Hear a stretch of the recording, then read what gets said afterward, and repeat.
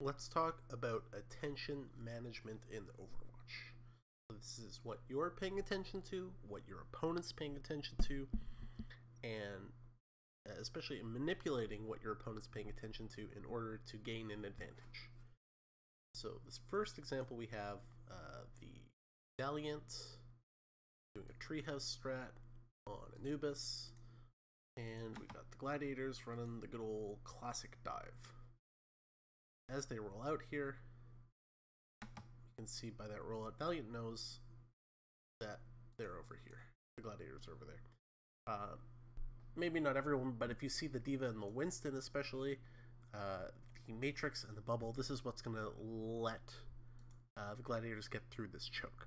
On the other side of the choke, though, we have Surefour on the Tracer. And Tracer isn't going to be using the Matrix or the Bubble. Surefour is going to be taking advantage of where the Valiant is putting their attention. So, this is great because it's from Soon's perspective, right? The Widow's one of the biggest threats here that the Gladiators have to get past. And you see, first of all, there's a slight delay. Surefour doesn't show until after the rest of his team starts to go through the choke, because that way the Valiant's attention is on this side and not on this side. So the big chunk of the Gladiators goes through, and right after we see he even triggers the mine, but we get the zoop zoop.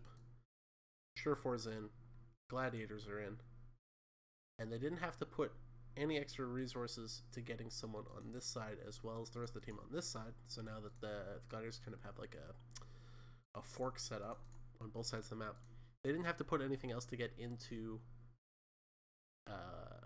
getting Surefour across, like in-game resources like Matrix or Bubble. They just used attention. They managed what the Valiant were looking at and where they weren't looking to get their Tracer onto the other side of the map.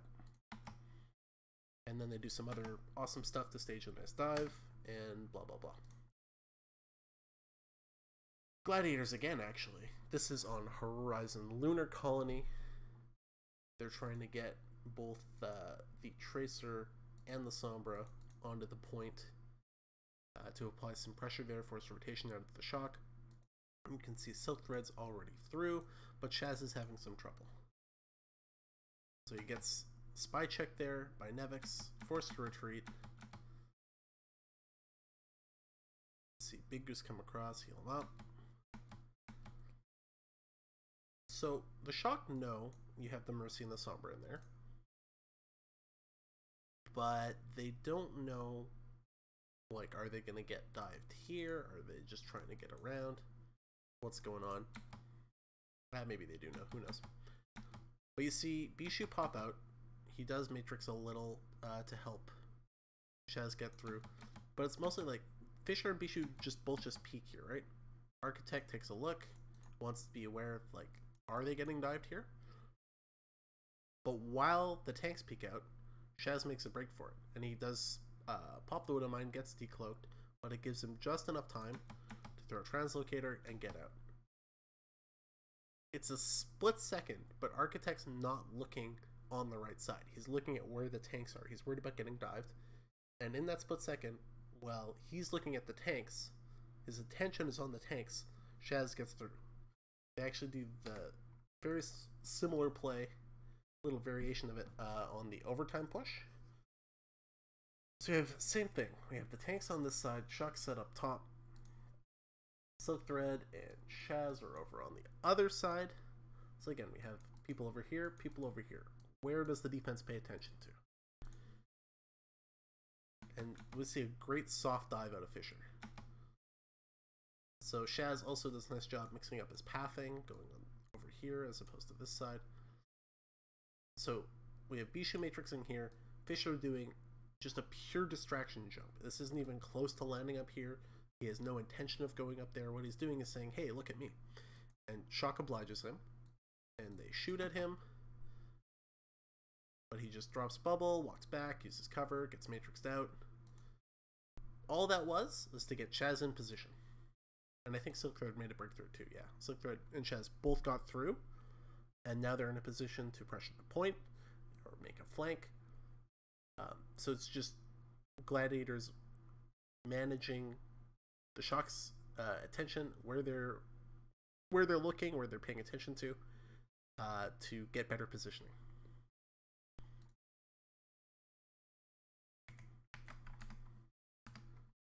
Which brings us to World Cup group stage. For the longest time, this composition made no sense to me. Until I started thinking about it in terms of attention. It's not like a dive goats thing. It's that you can use Winston to split an opponent's attention and also kind of like initiate and kind of combine those things. And you're seeing this more and more with the advent of the Winston Diva Zarya Zenbrig Lucio composition that was very popular in Korean Trials and now Worlds. And this is kind of leading up to that. So Muma's on the Winston, and his job is kind of hopping in the back line, getting the initiation on Canada, so creating a tempo advantage, but also with the 5-1 split, you have someone over here, and you have the rest of DOSA over here, and Canada's stuck in the middle, and they're saying, do we pay attention to Muma, or do we pay attention to the rest of Team USA? And unless you're very coordinated, and you're not all focusing on the same target, you're going to get kind of disorganized, discombobulated, and in the Goats Mirrors especially, it's such a tight sequence of order of operations between like Zarya bubbles and Brig Shield bashes that if you're not paying attention to the right thing, then you're gonna get punished. So we see this here, Muma's jumping in the back line, and it sets up a shatter for the United States. We also see later on something similar, where again, Muma jumps in the back line while the rest of the US pushes in, leads to the initial pick and helps them out in the team fight. We see a similar thing also with the way Sinatra makes this charge. So Sinatra on Reinhardt here, because US is running double main tank, he's going to make a charge here, and I guess common Reinhardt theory would be make the short pin onto like either of these walls, and that way you're still with your team and you don't get really out of position. But what if, and in this case we'll just run the clip, you charge through the door, and now we're in that same position. We have Team Canada, and then we have Sinatra, and we have the rest of Team USA. Do you pay attention to this? Do you pay attention to that? Not to mention that, again, this is an initiation. We've got the pin onto Banny, that's the first kill, but it's also like the real hard engagement. It's like we're in a fight now. This is no longer poking. And this brings us to the lovely World Cup viewer. And the modern meta, especially with the this composition here, and mostly like this shell. With the Zen Lucio Brig, we see the McCree comp, where it's like you swap out the Zarya for the McCree. I mean, the UK is running Zen Goats, which is the exact same thing, except they're running a Rhine instead of a Winston. Like this shell, and more like this 4-character shell, is just super strong and super dominant because it's very flexible, lets you have a high amount of burst. A bunch of reasons, but we're not here for the meta breakdown. We're here to talk about attention and this beautiful jump from XQC. So Canada controls the point. The UK is making a rotation through this door here. If you look at all their perspectives, it's really hard to see, right? Like Smex has some idea what's going on. Fusions, when he's actually peeking outside, he has some vision, but everyone else who's playing behind, it's hard to see the way Canada's set up. It's hard to see what's going on. Back to our outside view. So you're gonna see XQC make this jump. This is a distraction jump. This is strictly to take, well, not strictly, but it's largely to take away the UK's attention from Canada pushing really, really hard on diffusions. So we see an early bubble come out from the UK. And this is going to get punished. So as soon as the bubble comes out, XQC makes the jump. If you look at the perspectives of the Canadians, they're, well, it's hard to say from, it's not perfect, but they're all gunning for fusions. We zoom out again. They don't quite get him, but Canada essentially wins this fight, right? They get 20-ish percentage on the control point. No one dies. They had the potential to kill fusions. And why is this so effective? I mean, the composition inherently is like really good. You have the bash and the discord into everyone focus firing. But let's back up. Watch the same thing from Smex's perspective. There's the bubble. This is Smex.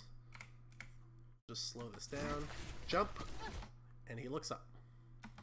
And he gets out. Does a little micro reposition. But while he's looking up, right, he's not looking at where Agilities is.